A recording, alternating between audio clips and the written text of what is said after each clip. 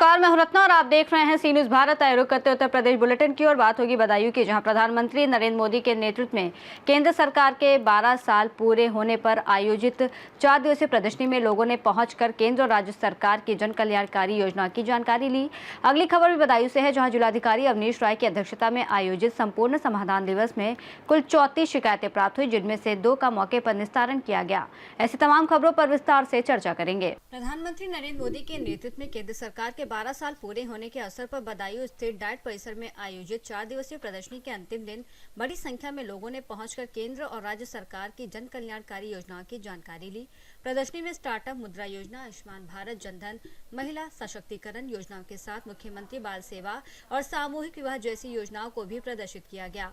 आगंतुकों ने selfie point पर तस्वीरें ली और योजनाओं को उपयोगी बताते हुए इनके प्रचार प्रसार की बात कही। प्रदर्शनी का आयोजन सूचना और जनसंपर्क विभाग द्वारा किया गया। बदायूं से सीनियर संवाददाता आकाश तोमर की रिपोर्ट।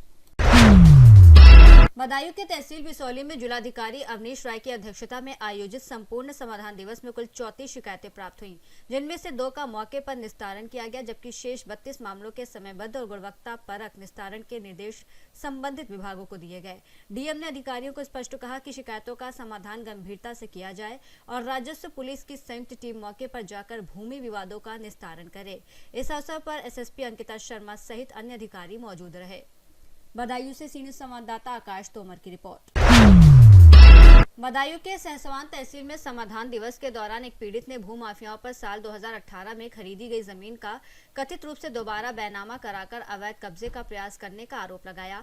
पीड़ित का कहना है कि विरोध करने पर परिवार को जान से मारने की धमकी दी गई, जिसकी ऑडियो रिकॉर्डिंग भी उसके पास मौजूद है। मामले की शिकायत देकर एफआईआर दर्ज करने, निष्पक्ष जांच और परिवार की सुरक्षा की मांग की गई है। क्या नाम है आपका और आप तहसील आए, क्या समस्या है आपकी? मेरा नाम शिराज मुर्तज़ा है।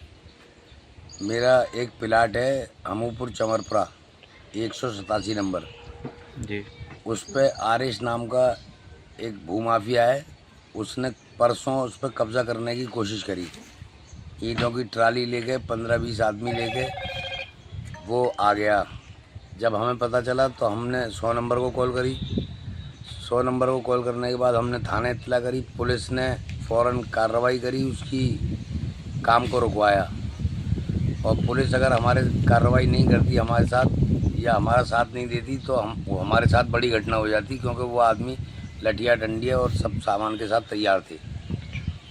तो वो लगातार कब्जा करने की कोशिश कर रहा है और हमें कई बार धमकी दे चुका है। और हमारे पास फ़ोन की ऑडियो मौजूद है जिसमें उन्होंने धमकी दी है कि चींटियों की तरह मसल दूंगा, बीच में से 2 फाड़ कर दूंगा, औरतों से फर्जी मुकदमे लिखवाऊंगा, तुझे सहसवान में नहीं रहने दूंगा। इस तरह की बातें मुझसे कर रहा है वो। अच्छा, आपने शिकायत करी है? मैंने शिकायत करी है एसडीएम साहब को आज तहसील दिवस में। जी, क्या कहा उन्होंने? उन्होंने कहा इस पे संज्ञान लेके कार्रवाई करी जाएगी, जो कानूनी कार्रवाई होगी उसको कराया जाएगा। ठीक। बदायूं से सीनियर संवाददाता अभी की रिपोर्ट। बांदा के थाना तिंदवारी पुलिस ने साधु संत का भेष धारण कर लोगों से ठगी और टप्पेबाजी करने वाले 3 आरोपियों को गिरफ्तार किया है। पुलिस ने उनके कब्जे से 75,200 रुपए नकद, एक अवैध तमंचा, कारतूस और घटना में प्रयुक्त 4 पहिया वाहन बरामद किया है। आरोपी लोगों को धन दोगुना करने का लालच देकर ठगी करते थे। पूछताछ में आरोपियों ने कई स्थानों पर इसी तरह की वारदातें करने की बात स्वीकार की है। पुलिस मामले की आगे की जाँच कर रही है। 18 जून 2026 को थाना तिंदवारी में एक व्यक्ति से टप्पेबाजी की सूचना प्राप्त हुई। सूचना पर त्वरित रूप से कार्रवाई करते हुए समुचित धाराओं में एफआईआर पंजीकृत करने के उपरांत 3 टीमों का गठन किया गया और समस्त इलेक्ट्रॉनिक और भौतिक साक्ष्यों के संकलन से यह तथ्य प्रकाश में आया कि 3 व्यक्ति जिन्होंने छद्म भेष धारण करके एक व्यक्ति के साथ टप्पेबाजी की थी, उनको गिरफ्तार कर लिया गया है। इन तीनों अभियुक्तों को माननीय न्यायालय प्रेषित कर रिमांड प्राप्त कर लिया गया है। साथ ही इन तीनों अभियुक्तों से 75,000 रुपये, घटना में प्रयुक्त वाहन और अवैध असलह भी बरामद किए गए हैं। अग्रिम वैधानिक कार्रवाई प्रचलित है। बांदा से सीनियर संवाददाता कासिद अली सिद्दीकी की रिपोर्ट। बरेली के बहेड़ी तहसील मुख्यालय पर तीसरे शनिवार को आयोजित संपूर्ण समाधान दिवस में डीएम अविनाश सिंह, एसपी उत्तरी मुकेश चंद्र मिश्र ने फरियादियों की शिकायतें सुनी और अधिकारियों को त्वरित निस्तारण के निर्देश दिए। कार्यक्रम में कुल 75 शिकायतें प्राप्त हुई, जिनमें से 11 का मौके पर ही निस्तारण कर दिया गया। डीएम ने सभी संबंधित अधिकारियों को लंबित मामलों का समयबद्ध समाधान सुनिश्चित करने के निर्देश दिए। इस दौरान सीएमओ, एसडीएम, सीओ सहित अन्य विभागीय अधिकारी भी मौजूद रहे। बरेली से सीनियर संवाददाता वाजिद की रिपोर्ट। बरेली से सीनियर संवाददाता अब्दुल वाजिद की रिपोर्ट। मंगलायतन विश्वविद्यालय इगलास में CATC 38 के 10 दिवसीय कैंप के 5वें दिन सुबह PT के साथ प्रशिक्षण शुरू हुआ, जिसमें कैडेट्स को इंसास राइफल ड्रिल और हथियारों की जानकारी दी गई। अलीगढ़ पुलिस साइबर सेल के सब इंस्पेक्टर दीपक कुमार ने सोशल मीडिया के दुष्प्रभाव और साइबर सुरक्षा पर जागरूक किया, जबकि सूबेदार अजीत कुमार ने इन्फेंट्री संरचना और हवलदार राम कुमार ने कंपास से मैप रीडिंग का प्रशिक्षण दिया। सायकालीन सत्र में गार्ड ऑफ ऑनर और ड्रिल का अभ्यास हुआ, साथ ही योग दिवस की तैयारियों को लेकर भी निर्देश दिए गए। इगलास से सीनियर संवाददाता इंद्रजीत प्रेमी की रिपोर्ट। महाराजगंज के भारत नेपाल सीमा पर नौतनवा थाना क्षेत्र के समपतही चौकी के पास SSB की 66वीं वाहिनी ने गश्त के दौरान पावर हाउस के समीप भारत से नेपाल तस्करी के लिए ले जाई जा रही 53 बोरी यूरिया खाद बरामद की है, जबकि तस्कर मौके से फरार हो गए। कमांडेंट जगदीश प्रसाद के अनुसार मामले में अग्रिम विधिक कार्रवाई की जा रही है। वहीं घटना के बाद ये सवाल भी उठ रहा है कि किसानों को कार्ड के बिना खाद न मिलने के बावजूद इतनी बड़ी मात्रा में यूरिया सीमा पार कैसे पहुंच रही है। महाराजगंज से सीनियर संवाददाता अंगद शर्मा की रिपोर्ट। भारतीय किसान यूनियन लोक शक्ति के पदाधिकारियों ने कोरांव तहसील में उपजिलाधिकारी को जिलाधिकारी प्रयागराज के नाम ज्ञापन सौंपकर खाद बीज की कमी और कृषि समस्याओं के समाधान की मांग की। किसानों ने आरोप लगाया कि यूरिया और DAP निजी दुकानों पर निर्धारित दर से अधिक कीमत पर बेची जा रही है। साथ ही सिरसी बांध प्रखंड योजना की नहर में सालों से पानी न पहुंचने और टोकन व्यवस्था में सुधार की भी मांग की गई। संगठन ने चेतावनी दी कि यदि मांगे पूरी नहीं हुई तो 30 जून को तहसील मुख्यालय पर बड़ा धरना प्रदर्शन किया जाएगा। ज्ञापन सौंपने वालों में यूनियन के जिलाध्यक्ष आनंद प्रकाश शुक्ला उर्फ बबलू शुक्ला, जिला प्रवक्ता रामलाल सिंह, विधि प्रकोष्ठ के महासचिव आशीष सिंह पटेल सहित कई अन्य कार्यकर्ता और पदाधिकारी मौजूद रहे। किन समस्याओं को लेकर ज्ञापन दिया गया, अगर समस्याओं का समाधान नहीं किया गया तो उस पर आप क्या करेंगे? देखिए, मामला है जो वर्तमान में हालात हैं, किसानों की अनदेखी की जा रही, जो खाद किसानों को उपलब्ध करवाए जाने के बजाय जो है बता रहे खाद नहीं, लेकिन उसकी कालाबाजारी की जा रही है। किसान जो है 1350 की DAP जो है 1800, 2000, 2200 लेने को मजबूर है। इसके बाद यूरिया जो है औने पौने दाम मनमानी रेट से ले रहे हैं, खरीद रहे हैं। सोसाइटियों पर जो सरकारी कर्मचारी हैं वो नदारत हैं, जो ADO कोऑपरेटिव हैं वो भी सोसाइटियों पर पहुंच करके खाद का समुचित वितरण नहीं करा पा रहे हैं। आपका इन सब तमाम समस्याओं को लेकर जो है हम लोगों ने आज ज्ञापन दिया माननीय ललन भाई पटेल जी के नेतृत्व में। और अगर तमाम से की जो सुखरा नहर निकलती है उसमें इलाहाबाद जिले के लगभग 50 गांव उसमें जो है सिंचित एरिया में आते हैं, लेकिन 1-2 गांव छोड़कर टेल तक कभी पानी पहुंचा ही नहीं। तमाम समस्या है किसानों को, उसको लेकर जो आज दिया गया ज्ञापन, अगर उसमें त्वरित कार्रवाई नहीं है तो हम लोग आगामी 30 जून को जो है पूरा तहसील परिसर को जो है किसानों के लिए हम लोग जो है उसको भर देंगे और लड़ाई जाएगी। आपका परिचय? आनंद प्रकाश शुक्ला, जिला उपाध्यक्ष, जिलाध्यक्ष भारतीय किसान यूनियन। आज के बैठक का मुख्य उद्देश्य क्या रहा? मेन उद्देश्य यही रहा कि यहाँ पे किसानों को खाद पर्याप्त मात्रा में मिल नहीं रहा है, कालाबाजारी हो रही है। प्राइवेट दुकानों पे जो है जो खाद 1350 का मिलना चाहिए DAP, उसको जो है 1850 से 2200 के बीच में बेचा जा रहा है। और जो यूरिया 270 और 65 के रेट में मिलने चाहिए वो यूरिया 500-600 के बीच में मिल रहे हैं, जबकि ये भी नर्सरी पड़ रहा है।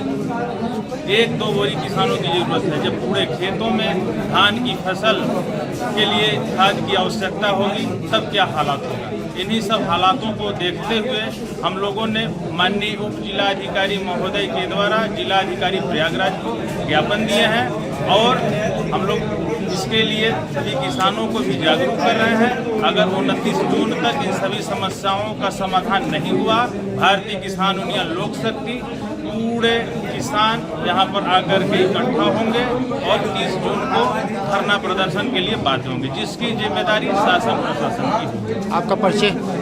प्रदेश महासचिव भारतीय किसान यूनियन लोक शक्ति रणधीर सिंह। आज आप लोग कौन सी समस्या को लेकर के तहसील मुख्यालय पे ज्ञापन सौंपा है? हम लोगों ने मुख्य रूप से 3 समस्याएं विकट थी। खाद की समस्या है, जो प्राइवेट में लूट मची हुई है, सरकारी गोदामों पर खाद उपलब्ध नहीं है। अधिकारी बताते हैं जिले में पर्याप्त खाद है, पर यहाँ पर न सोसाइटियों पर खाद है, न इफको बाजार में खाद है, और प्राइवेट में है तो 270 की खाद 450 में दे रहे हैं, 1350 की खाद 1900 में दे रहे हैं। ये लूट मची हुई है। इस पर विशेष रूप से दूसरी बात, सुखड़ा नहर पर विशेष ध्यान देना चाहा हम लोगों ने कि वहाँ के 50 गांव अशिक्षित रह जाते हैं। नाम तो नहर का है पर अशिक्षित रह जाते हैं। तीसरी समस्या ये थी कि क्रय केंद्रों पर घोर अनियमितताएं होती हैं। जब किसान को का जब ऑनलाइन होता है उसी समय टोकन नंबर दे दिया जाए तो ये समस्याएं, ज़्यादातर समस्याएं हल हो सकती हैं। समस्याओं का समाधान नहीं हुआ तो उस पर आप क्या करेंगे? समस्याओं का यदि त्वरित समस्या का निदान नहीं हुआ तो हम लोग 30 तारीख को, आगामी 30 तारीख को व्यापक आंदोलन करेंगे। आपका परिचय? मैं ललन सिंह पटेल, प्रदेश उपाध्यक्ष, भारतीय किसान यूनियन लोक शक्ति। प्रयागराज से सी न्यूज़ संवाददाता अनिल कुमार मौर्य की रिपोर्ट। वाराणसी की तहसील सदर में कथित भ्रष्टाचार और मनमानी के आरोपों को लेकर तहसील बार एसोसिएशन के अधिवक्ताओं ने धरना प्रदर्शन किया और एसडीएम के स्थानांतरण की मांग उठाई। अधिवक्ताओं का आरोप है कि पिछले करीब 1.5 सालों से कार्यप्रणाली प्रभावित है, जिससे आम जनता को परेशानी हो रही है। उन्होंने एसडीएम पर तानाशाही रवैया और भ्रष्टाचार को बढ़ावा देने का आरोप लगाते हुए चेतावनी दी कि मांग पूरी न होने पर आंदोलन जारी रहेगा। वहीं प्रशासन की ओर से इस मामले में कोई आधिकारिक प्रतिक्रिया सामने नहीं आई है। कई दिनों से आप जो है अनुरोध प्रदर्शन किए, क्या मांगे हैं, क्यों नहीं हो रही? देखिए, जो एसडीएम सदर है वो निहायत ही बदतमीज, दंभी, घमंडी, भ्रष्ट और तानाशाह है। और तहसील में जो भ्रष्टाचार व्याप्त है पिछले 1.5 सालों से, जो एकदम बजबजा रहा है, उसके लिए एकमात्र यदि कोई जिम्मेदार है तो एसडीएम सदर है। इसके गवाह सारे अधिवक्ता हैं, सारे फरियादी हैं। उस दिन, जिस दिन की घटना है, उस दिन फरियादी सब बाहर खड़े थे, ये अंदर मीटिंग कर रहे थे। क्या पता क्या मीटिंग करते हैं, रोज ये लोग मीटिंग ही करते हैं, अंदर खाना पीना करते हैं, हंसी ठिठोली करते हैं कि क्या करते हैं भगवान जाने। 1 बजे के आसपास सब लोग निकले, तमाम वादकारी फरियादी घुसे और उसने, हमारा एक मैटर था, हमने बस इतने कहा कि सुबह 7 बजे से हम लोग वहां पे कचहरी आए हुए, हमको जरा पहले सुन लेंगे तो हम लोग जल्दी खाली हो जाएंगे। इसी पे वो बदतमीजी पे आमदा हो गए, बिना किसी प्रोवोकेशन के, बिना किसी, हमने कुछ नहीं बोला था, इतने पे ही वो गेट आउट और तमाम जो उनका घमंड था वो बाहर आ गया। वही हम धरना शुरू कर दिए, मजबूर हो गए। सेंट्रल बार अध्यक्ष को सूचित किए, बनास बार अध्यक्ष को सूचित किए, तहसील बार के पदाधिकारियों को सूचित करे। तो प्रकरण उसके जो आदतन वो सभी, वो मेरे साथ ही नहीं है बदतमीजी किया है, वो जो आज के डेट में अध्यक्ष बनास बार है विनोद शुक्ला, उनके खिलाफ भी बदतमीजी कर चुका है, आशीष सिंह के खिलाफ भी बदतमीजी कर चुका है, माफी मांग लेता है। तो ये आदतन बदतमीज है, ये इसके नेचर में लगता है उसको, ये घमंड है कि हम अंग्रेज की औलाद हैं, हम टोटी बच्चा हैं, हम नौकरशाह हैं, हम आईएएस हैं, उसको ये दिमाग में भ्रम है। तो ये प्रदर्शन से क्या देखिए, लोकतंत्र में हमको अपने प्रदर्शन का अख्तियार है, शांतिपूर्ण प्रदर्शन कर रहे हैं हम लोग, कोई हिंसा नहीं कर रहे हैं। हम लोग की एक ही मांग है, तहसील बार एसोसिएशन का प्रस्ताव पारित है कि उसके स्थानांतरण तक ये आंदोलन जारी रहेगा। तो तहसील बार एसोसिएशन के लोग भी थोड़ा बाहर हैं, वो सोमवार को आ जाएंगे, तो ये लड़ाई फिर निर्णायक रूप में लड़ी जाएगी। बनास सेंट्रल बार के भी अध्यक्ष आ गए हैं, तो ये फाइनल होगा और फिर जो हमारा बार एसोसिएशन हमको गाइडलाइन देगा उस पर हम लोग काम करेंगे। लेकिन उसके बदतमीजी से सभी लोग परेशान हैं, सभी लोग दुखी हैं, वहां के भ्रष्टाचार से दुखी हैं। दाखिल खारिज सालों साल नहीं होता है, जजमेंट में फैसले 6-6 महीने नहीं होते हैं, नॉन जड्डे की दाखिल खारिज जड्डे में कर दी जाती है, रकबा कुछ बैनामा होता है बढ़ा के दाखिल खारिज कर दी जाती है।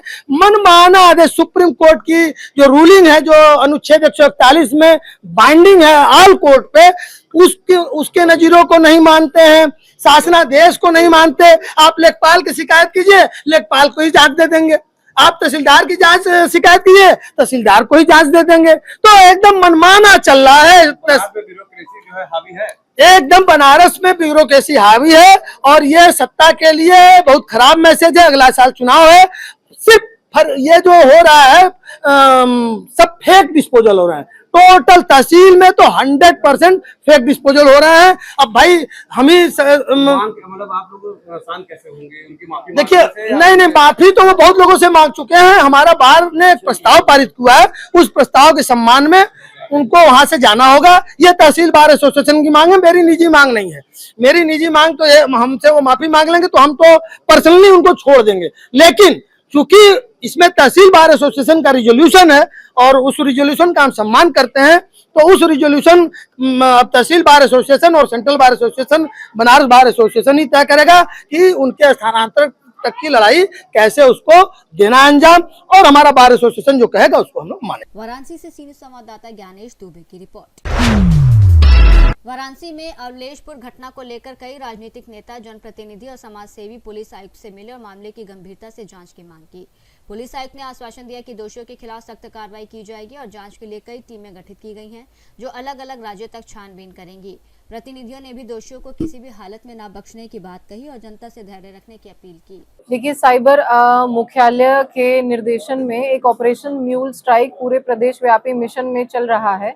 उसी के अंतर्गत हमने एसीपी साइबर के लीडरशिप में एक टीम बनाई थी जो कि म्यूल खाता धारकों पर और ऐसे लोगों पर जो म्यूल खाता खुलवाते हैं उनके ऊपर कार्रवाई करके साइबर फ्रॉड को बचाए। इसी के दौरान हमें 6 ऐसे लोगों को हमने गिरफ्तार किया है जो ये काम करते हैं और इनसे रिलेटेड 5 म्यूल अकाउंट हमें पता लगे हैं जिसपे कि 51 एनसीआरपी कंप्लेंट्स दर्ज हैं और करीबन 2.5 करोड़ का साइबर फ्रॉड इन्हीं अकाउंट से हुआ है। हमने सुसंगत धाराओं में 4 मुकदमे पंजीकृत कर लिए हैं और इस ऑपरेशन के थ्रू हम सभी से ये रिक्वेस्ट करना चाहते हैं कि लोग अवेयर रहें, अपने banking credentials, passbook, ATM card, किसी भी प्रकार का ओटीपी ना दें, ना किसी प्रलोभन में, ना अदरवाइज, क्योंकि यही खाते फिर साइबर फ्रॉड में प्रयोग होते हैं और इस प्रकार के लोग उसका फायदा उठाते हैं। जी, ये देखिए, जो हमें 51 एनसीआरपी कंप्लेंट्स मिली हैं पोर्टल से, वो करीबन 10 स्टेट्स के लोगों ने दर्ज कराई हैं, जिसमें कि तेलंगाना, वेस्ट बंगाल, महाराष्ट्र और यूपी काफी संख्या में कंप्लेंट्स हैं। और इसमें सेकंड और थर्ड लेयर में हमारा अभी भी काम बाकी है, जिसमें और म्यूल अकाउंट्स को हम देखेंगे। पूरे मामले किस तरह से संभाला गया, क्या रहा? देखिए, एक जो फ्लैग हुए हैं एनसीआरपी कंप्लेंट से खाते जिससे बार बार अकाउंट से पैसा आ रहा है और तुरंत निकलवाया जा रहा है, ऐसे अकाउंट्स की हमें लिस्ट मिली, उस पर हमने काम किया।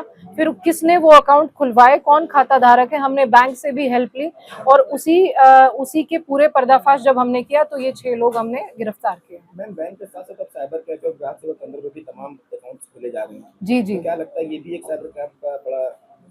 देखिए, एक जो आरबीआई गाइडलाइंस है जो सभी बैंक्स को है, जो कि एक प्रॉपर स्क्रूटनी करने के बाद ही अकाउंट्स को ओपन करें।